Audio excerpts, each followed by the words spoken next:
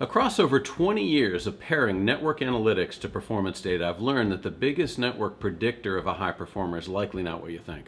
To be sure, it surprised me. The very first study I did on high performers was with one of the world's most respected consulting firms.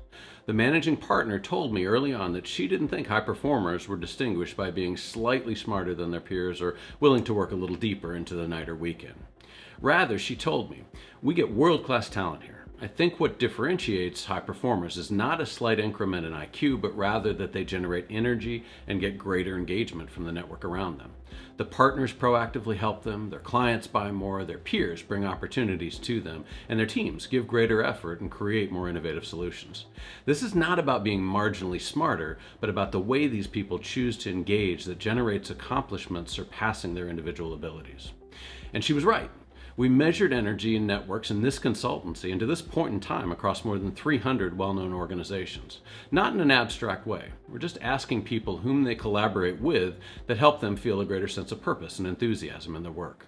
Typically, we find that being an Energizer can be as much as 4 times the predictor of a high performer as anything else we've seen.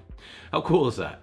Energizers win not because they're manipulating others or engaged in networking activities that many of us, including me, feel are fake or artificial. Rather, they win because they draw others to them. Better ideas flow their way, people seek them out to collaborate on their most important projects, top talent wants to work with them and stay longer. And even better news is that this is not tied to personality. Across all of our research, it's very clear that you're as likely to see an extrovert as an introvert be an Energizer, for example. The behaviors, not the personality, are what matter, and the practices you can learn.